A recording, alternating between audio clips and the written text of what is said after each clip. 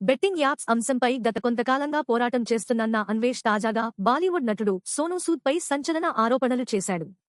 ఏకంగా 1000 కోట్ల స్కామ్లో సోనూ సూద్ హస్తం ఉందంటూ అన్వేష్ చేసిన ఈ కామెంట్లు సోషల్ మీడియాలో వైరల్గా మారుతున్నాయి. పైగా సోనూ సూద్ అంటే రక్షించేవాడు కాదు, రాక్షసుడు అంటూ తీవ్ర ఆరోపణలు చేశాడు.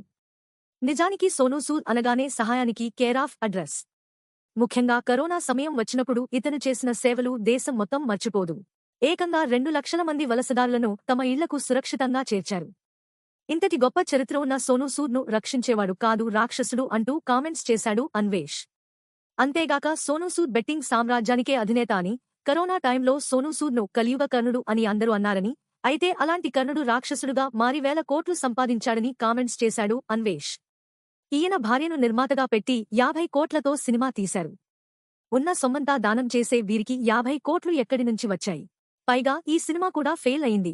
20 కోట్లు మాత్రమే కలెక్షన్స్ నమోదు చేసింది. మరి మిగిలిన 30 కోట్ల నష్టం సంగతి ఏంటి? ఈ సినిమా తీయడానికి అయిన 50 కోట్లు కూడా ఆయన బెట్టింగ్ యాప్స్ ప్రమోషన్స్ వలన వచ్చాయి అంటూ తెలియజేశాడు అన్వేష్. అయితే ఈ వీడియోపై మరియు అన్వేష్ పై తీవ్ర నెగటివిటీ నమోదు అవుతోంది.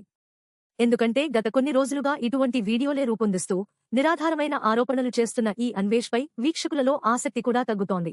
తనకి వ్యూస్ తగ్గినప్పుడు ఇలాంటి వీడియోలు చేసి వ్యూస్ పెంచుకోవడం ఇతనికి అలవాటేనని, దేశంలో ఇంతకంటే పెద్ద సమస్యలు ఉన్నాయని, వాటికోసం దేశం వచ్చి ప్రజలతో కలిసి పోరాడాలని సూచిస్తున్నారు.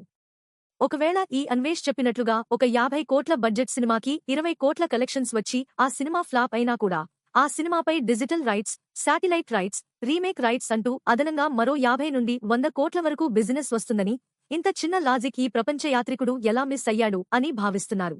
పైగా ప్రస్తుతం ఇతనిపై 2 తెలుగు రాష్ట్రాలలో చాలా కేసులు నమోదు అయ్యాయని, వాటికి భయపడి ఇక అతను తన జీవితకాలంలో ఇండియాలో అడుగు కూడా పెట్టడని, ఈ ఐపీఎల్ సీజన్లో తనని ఎవరు మర్చిపోకుండా ఇలాంటి వివాదాస్పద వీడియోలు చేస్తున్నాడని అతని వ్యతిరేకులు చెబుతున్నారు.